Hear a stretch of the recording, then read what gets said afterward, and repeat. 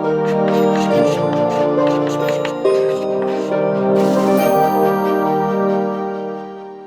Friends, अब हम लोग बात करते हैं मांग वक्र की और मांग के नियम की। मांग वक्र की थोड़ी बहुत बात हम लोगों ने पहले भी की थी, जब हम लोगों ने जो सीमांत उपयोगिता है उसके नियम से ही समझा था, क्योंकि वो ह्रासमान सीमांत उपयोगिता का जो नियम था कि जो डिमांड कर्व है, जो मांग वक्र है, उसका स्पष्टीकरण हम लोगों ने ढूंढा था। किससे ढूंढा था स्पष्टीकरण? कब ढूंढा था, कैसे ढूंढा था?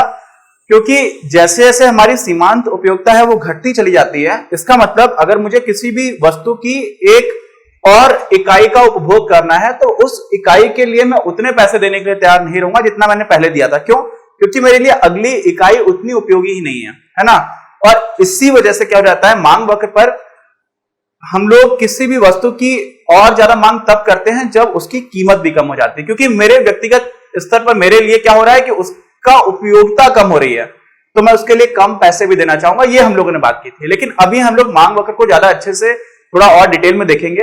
और होता क्या है, अभी तक हम लोगों ने जो भी पढ़ा है उसमें क्या हम लोगों ने एक बहुत अच्छी चीज पता कर ली अभी तक, और वो ये थी कि इष्टतम बंडल क्या होगा। इष्टतम बंडल मतलब ऑप्टिमल जो भी सेट चाहिए होगा किसको, कंज्यूमर को, उपभोक्ता को, वो कैसा होगा। और हम लोगों ने कैसे माना ये, हमें उपयोगिता पता चल गई और साथ में बाजार में उन वस्तुओं की कीमतें पता चल गई।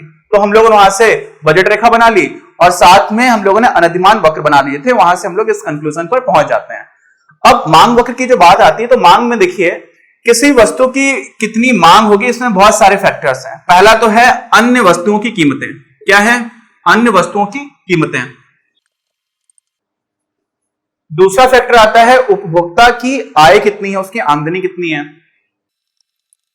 और तीसरी बात आ जाती है कि उपभोक्ता की अभिरुचि कैसी है, उसका टेस्ट एंड प्रेफरेंसेस कैसे हैं, उसका अधिमान कैसा है। और ये तीन फैक्टर्स हम लोग अभी मानते हैं। और इसके बाद से एक और फैक्टर है, और वही फैक्टर हमारी मांग वक्र के लिए महत्वपूर्ण रहता है। क्यों? क्योंकि हम इन सभी को स्थिर मान लेते हैं। क्या मान लेते हैं? कि ये तीनों ही अपरिवर्तित रहें तब क्या स्थिति होगी, किसके साथ? उस वस्तु की कीमत के साथ और उस वस्तु की कितनी क्वांटिटी, कितनी मात्रा की मांग होगी। इसका जो रिलेशनशिप आता है, इसका जो संबंध आता है, वही हम लोग मांग वक्र बनाते हैं उसी को देख करके, और मांग का नियम भी उसी पर आधारित होता है। तो अभी आपको समझाता हूं मैं अच्छे से, लेकिन पहले ये समझ लीजिए कि कौन कौन से और फैक्टर्स भी हैं और कौन कौन से कारक हैं। देखिए, अब मैं पहले तो इन कारकों को समझा देता हूं। अन्य वस्तुओं की कीमतें, मुझे मार्कर खरीदना है और अगर इंक बहुत ज्यादा महंगी हो जाए तो मैं मार्कर नहीं खरीदूंगा, क्योंकि मुझे लगेगा मैंने खरीद लिया, उसके बाद से फिर मैं इंक तो इसकी रिफिल करा ही नहीं पाऊंगा। जैसे इसका उदाहरण भी आपको देखने को मिलता है। हमारे देश में अच्छी नियत से, सरकार ने अच्छी नियत से उज्ज्वला स्कीम लेकर के आए। कौन सी स्कीम लेकर के आए? उज्ज्वला।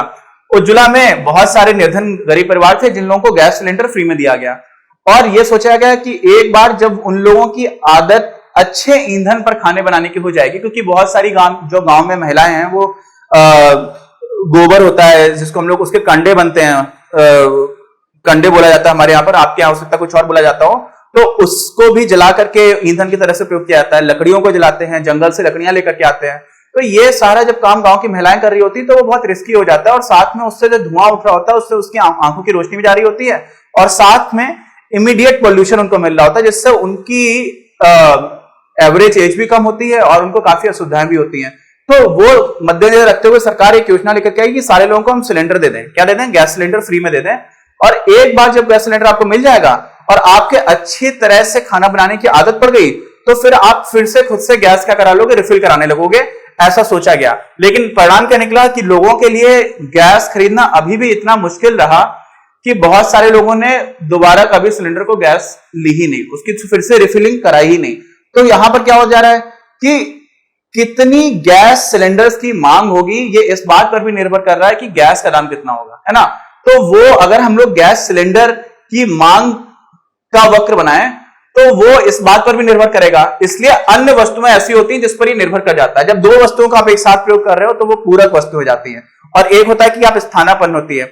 स्थानापन्न में क्या होता है? मुझे कोको कोला पीने का मन है, हालांकि मैं कोल्ड ड्रिंक्स नहीं पीता, कार्बोनेटेड तो बिल्कुल नहीं पीता, लेकिन फिर भी एक उदाहरण दे रहा हूं कि मान लीजिए मेरा कोको कोला पीने का मन है और पेप्सी बहुत सस्ती हो गई, तो फिर मैं पेप्सी पी सकता हूं, है ना, क्योंकि एक दूसरे के सब्स्टिट्यूट्स हैं काफी हद तक। और इस तरह की जब चीजें हैं और उनके दाम हम लोग मान लें कि जैसे हैं वैसे बने हुए हैं, बाकी जो भी वस्तुएं उनके दाम नहीं परिवर्तित हो रहे हैं। फिर दूसरी चीज कि मेरी जो इनकम है, एक मैं उपभोक्ता हूं, मेरी जो इनकम है वो भी कैसी है, कांस्टेंट बनी हुई है, चेंज नहीं हो रही है।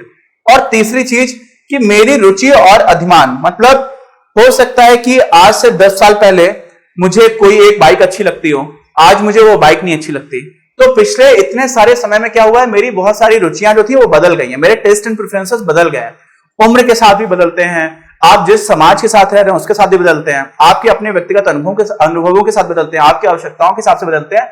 लेकिन हम लोग जब भी मांग वक्र बना रहे हैं, इन सारी चीजों को क्या मान लेते हैं कि कुछ परिवर्तित नहीं हो रहा। जो मेरी अभी अभिरुचि है वो थोड़ी देर के लिए बनी रहेगी जब हम लोग मांग को अध्ययन कर रहे हैं, किसके सापेक्ष, किसी वस्तु की कीमत के सापेक्ष। अब कंफ्यूज मत होइएगा, यहां पे हम अन्य वस्तुओं की मांग कर रहे हैं, अन्य वस्तुओं की बात कर रहे हैं। मतलब मुझे मांग करनी है मार्कर की, और यहां पर मैंने बात की थी किसकी, इंक की, मार्कर की बात नहीं की। आप समझे ना। और अगर मार्कर की ही कीमत की बात की जाए तो उसी वस्तु की कीमत की बात हो रही है जिसकी मांग का हम अध्ययन कर रहे हैं। अब यहां पर एक जो आज चीज आती है वो है थोड़ी सी इंटरेस्टिंग, है ना।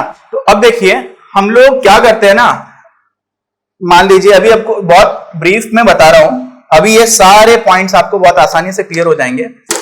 तो देखिए मान लीजिए कि ये हमारा, इसी पर मैं ग्राफ प्लॉट कर देता हूं। इस तरफ हम लोग बनाते हैं प्राइस, क्या बनाते हैं, पी से बोल देते हैं प्राइस, और ये कीमत है, किसकी कीमत है, उस वस्तु की जिसकी मांग का हम लोग क्या करने जा रहे हैं, अध्ययन करने जा रहे हैं।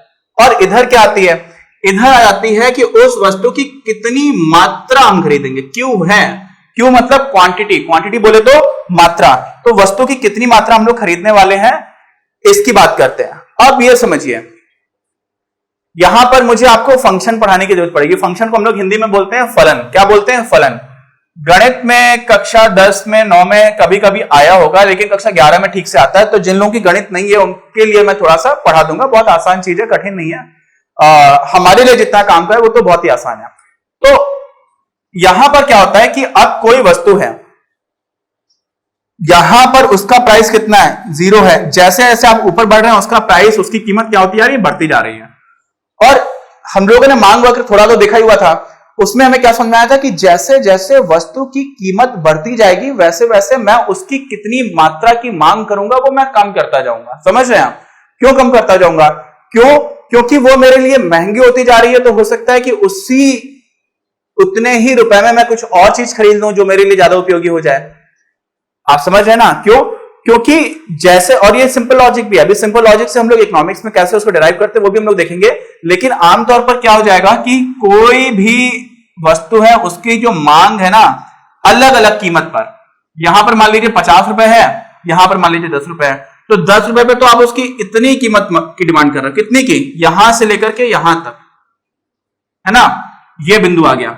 और जब 50 रुपए है तो आपको सिर्फ इतनी ही खरीदनी है, ठीक है। तो हो क्या रहा है कि जैसे जैसे आप वस्तु महंगी करते जा रहे हो वैसे वैसे क्या हो जाता है, उसकी मांग कम होने लग जाती है। अरे बहुत आसान है, आप सारे लोग सब्जी खरीदने जाते होंगे, कई बार ऐसा होता है, घर से आता है, मैं छोटा था तो मैं सब्जी लेने आता था तो मेरी माँ हमेशा ऐसे बोला करती थी कि आलू इतना ले लेना, ये इतना ले लेना, ये इतना ले लेना, और अगर ये इतने रुपए के मिले तो ले लेना, नहीं तो मत लेना। समझ रहे हो। तो उसमें क्या होता था, हमेशा ऐसा रहता था कि अरे मैं सोचता था ऐसा क्यों बोल रही है, क्योंकि उनको रहता था दिमाग में, उनके ही चलता था कि हाँ इतने पैसे की आ जाएगी तो ले आना, इससे ज्यादा क्यों तो खरीद के मत लाना, तो कुछ और ले लेंगे। समझ रहे हो। तो जैसे ही कीमत बढ़ जाती है वैसे हम क्या कर देते हैं, उसकी मांग कम कर देते हैं। तो आमतौर पर हम सारे लोग इस तरह की चीजें देखते हैं, जितने भी गुड्स है, अभी हम लोग उसमें भी देखेंगे, दो तरह के सामान होते हैं, दो तरह की वस्तु में मानते हैं, गिफ्ट गुड्स होते हैं, वो अलग होता है थोड़ा सा। यहां पर आप ये समझिए, तो जैसे इसका क्या हो जाएगा, दाम बढ़ेगा, वैसे वैसे मांग क्या होती जा रही है, कम होती जा रही है। देखिए इधर क्यू ज्यादा है इस डायरेक्शन में, और उल्टा आप आ रहे हैं तो उतना ही क्यू कम होता जा रहा है, मात्रा कम होती जा रही है। और ऊपर क्या है, प्राइस ज्यादा है, कीमत ज्यादा है। तो जैसे जैसे कीमत बढ़ रही है वैसे वैसे आप यहां से वापस आते जा रहे हैं। देखिए तो वापस आते जा रहे हैं, इसका मतलब इस दिशा में आ रहे हैं, तो इस दिशा में आ रहे हैं मतलब क्या हो जा रहा है, क्यू घटता जा रहा है। तो देखिए मांग का नियम क्या बोलता है। अब ये बहुत ही इंपॉर्टेंट है। मैंने आपको पहले बताया था कि मांग का नियम या लॉ ऑफ डिमांड हमारे अर्थशास्त्र में सबसे ज्यादा मूलभूत नियमों में से एक है। और इसका मतलब क्या है कि अगर अन्य वस्तुओं की कीमतें उपभोक्ता की कितनी आय है और उपभोक्ता की अभिरुचि, उसकी जो रुचि है, उसके अधिमान है, उसको आप फिक्स्ड मान लें कि वो नहीं बदल रहा है। क्या नहीं बदल रहा है, ये चीजें नहीं बदल रही है, ये 3 चीजें। उस स्थिति में किसी वस्तु की कीमत और उस वस्तु की मांग, इनके बीच में एक संबंध होता है। अलग अलग कीमत पर आप अलग अलग तरह की मांग आएगी। क्या आएगी? अलग अलग तरह की मांग आएगी उस वस्तु के लिए। तो उस वस्तु की कीमत और उस वस्तु की मांग में, तो जब हम लोग इसको इंग्लिश में देखते हैं तो हम लोग इसको मांग की जगह क्वांटिटी डिमांडेड कहते हैं। क्या कहते हैं? Quantity demanded. क्वांटिटी डिमांडेड का मतलब क्या हुआ कि उस वस्तु की कितनी मात्रा की मांग होगी। ठीक है, वस्तु की मांग और वस्तु की मात्रा की मांग में थोड़ा सा अंतर है, आपको समझा दूंगा। देखिए, वस्तु की मांग तो इन सारे फैक्टर्स पर भी डिपेंड कर रही है। किस पर? इन सारे चीजों पर। और वस्तु की मात्रा की मांग की हम तब बात कर रहे हैं जब ये सारे फैक्टर्स, ये सारे कारक कैसे हैं? फिक्स्ड है, नहीं बदल रहे हैं। तो उस स्थिति में अगर इतना प्राइस है तो आप इतनी मांग कर रहे हो, यहां पर प्राइस आ गया तो आप इतनी मांग कर रहे हो, यहां पर प्राइस आ गया तो आप इतनी मांग कर रहे हो, यहां पर आ गया तो आपने देखा कि हम लोग यहां तक की मांग कर रहे थे। तो जैसे जैसे प्राइस कम होता जा रहा है आपकी मांग बढ़ती जा रही है। प्राइस कम हो रहा है, मांग बढ़ रही है। प्राइस कम हो रहा है, जितनी मात्रा की आप मांग कर रहे हो वो बढ़ता जा रहा है। समझ है ना? उल्टा रिलेशन है, प्राइस कम तो क्वांटिटी की मांग ज्यादा, प्राइस ज्यादा तो क्वांटिटी की मांग कम, यानी कि एक उल्टी रिलेशनशिप है। कैसी है? उल्टी है, उल्टा संबंध है। उल्टा मतलब समझे? नकारात्मक संबंध है। यानी कि प्राइस बढ़ेगा तो क्वांटिटी डिमांडेड कम होगी। समझे? कीमत बढ़ेगी तो कितनी मात्रा की मांग करोगे, कम हो जाएगा। सबको समझ में आ गया होगा। इतना आराम से इसलिए समझा रहा हूं, ये बहुत ज्यादा महत्वपूर्ण है। बहुत बार हम इसको यूज करेंगे, अगर यहां पर क्लैरिटी नहीं रहेगी तो थोड़ा सा दिक्कत होना स्टार्ट हो जाएगी।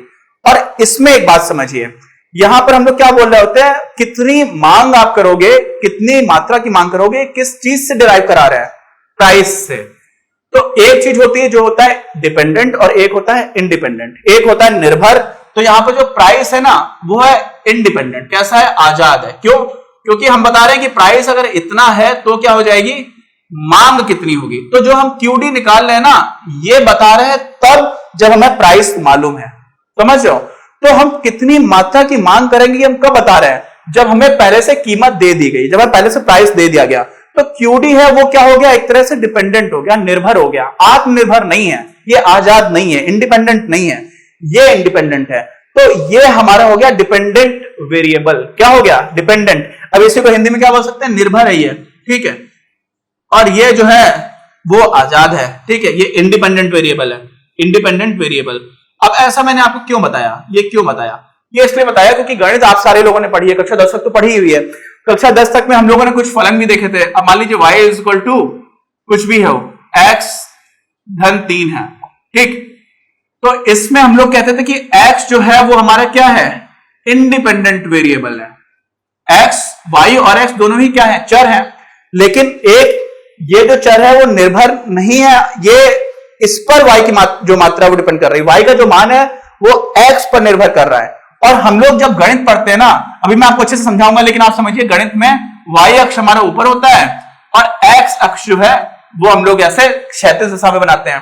तो ऊर्ध्वाधर जो हमारा अक्ष होता है वो कौन सा होता है? y, और क्षैतिज दिशा में कौन सा होता है? x। ये हम लोग एक तरह से ट्रेडिशन है, रीति रिवाज है, परंपरा है। गणित में इस तरह की परंपरा हम लोग देखते हैं। तो आप यहां पर जो समझने की बात है वो समझिए। y हमारा कैसा है? डिपेंडेंट है, y हमारा निर्भर है। यहां पर हमारा p जो है वो इंडिपेंडेंट है। समझ गए? यानी कि अर्थशास्त्र में और गणित में ये हम लोग थोड़ा सा अलग करते हैं। अर्थशास्त्र में जो हमारा ऊर्ध्वाधर अक्ष है वो हम लोग कैसा मानते हैं? इंडिपेंडेंट। कैसा मानते हैं? इंडिपेंडेंट। वो आजाद है, वो चर आजाद है। लेकिन गणित में हम लोग उसको डिपेंडेंट मानते हैं। तो आप सारे लोगों ने गणित पढ़ी है पहले, अर्थशास्त्र इतने अच्छे से पढ़ा नहीं है। कक्षा 12 में आप लोग अभी पहुंचे हैं। तो कक्षा, अगर आप जिन लोगों की मैथ्स नहीं है, कुछ लोगों की अर्थशास्त्र गणित भी रहती है, जिनकी नहीं है उन लोगों को ये समझ में आना चाहिए कि कंफ्यूज होने की जरूरत नहीं है। यहां पर जो क्यू डी है ना, क्वांटिटी डिमांडेड, वो कैसा है? वो आप निकाल रहे हो जब आपको P दिया गया। तो P आपको पहले दिया गया, तो P आत्मनिर्भर है, P इंडिपेंडेंट है। लेकिन QD इंडिपेंडेंट नहीं है, QD डिपेंडेंट है। बट यहां पर क्या हो रहा है? यहां पर Y क्या हो रहा है? समझ रहे हैं आप? Y कैसा है? Y जो है वो है आपका डिपेंडेंट और X है इंडिपेंडेंट। तो ये हम लोगों ने बात की। अभी इसमें फलन क्या होता है, कैसा क्या होता है, उसकी हम लोग बात करेंगे। लेकिन मांग का आप नियम समझ लीजिए। मांग का नियम क्या हो गया? मैं बहुत आराम से समझाता हूं।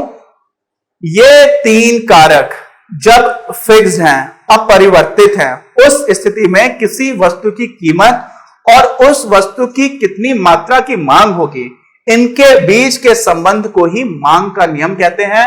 और इस मांग के नियम से हम देखते हैं कि जैसे जैसे वस्तु की कीमत बढ़ती जाती है वैसे वैसे उस वस्तु की मात्रा की मांग कम होती जाती है।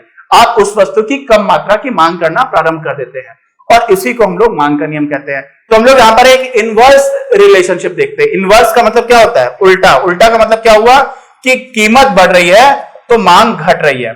इनवर्स रिलेशनशिप है, ठीक है, उल्टा संबंध है। आगे बात समझ में? अब क्या करना है?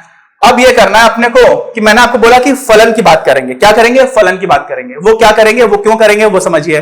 यहां पर हम लोग क्या कह रहे हैं कि क्यू हमें पता करना है, ठीक है। तो क्यू जो है वो एक फंक्शन है किसका? पी का, ठीक। इसको देख के बिल्कुल डरना नहीं, कई लोगों को इसी को देकर के अटैक पड़ जाता है। इसमें अटैक की क्या बात है? क्यू क्या है? आप यहां पर जो भी आप जितनी मात्रा की बात कर रहे थे तो वास्तव में क्यू डी भी लिख देते हैं इस बार। तो क्वांटिटी डिमांडेड, आप जितनी मात्रा की मांग कर रहे हो ना वो किस पर निर्भर कर रही है कि उसकी कीमत कितनी है। तो जो ये चीज है वो आप कब निकाल पा रहे हो? जब आपको पी पता है। तो सीधा सीधा तो पी पर निर्भर है नहीं, ऐसा तो नहीं कि 5 रुपए हो जाएगा तो आप जो फंक्शन बनकर के आएगा वो क्या होता है, कैसा होता है, कब बढ़ता हुआ होता है, कब घटता हुआ होता है, उसकी बात हम लोग अपने अगले वीडियो में करेंगे। यहां पर आपको बेसिक अंडरस्टैंडिंग बनी होगी मांग की और मांग के नियम की। अच्छा, मांग वक्र मैंने स्पष्ट रूप से नहीं बताया। मांग वक्र क्या है? यही वक्र जो बन गया जब आपने एक ऐसा वक्र बना दिया जो अलग अलग प्राइस पर, अलग अलग कीमत पर वस्तु की कितनी मात्रा की मांग हो रही है उन सारे पॉइंट्स को मिला दोगे। ये सारे बिंदुओं को आपने मिला दिया और इनको मिलाने से जो आपका रेखा चित्र बन गया वही आपका मांग वक्र हो गया, है ना।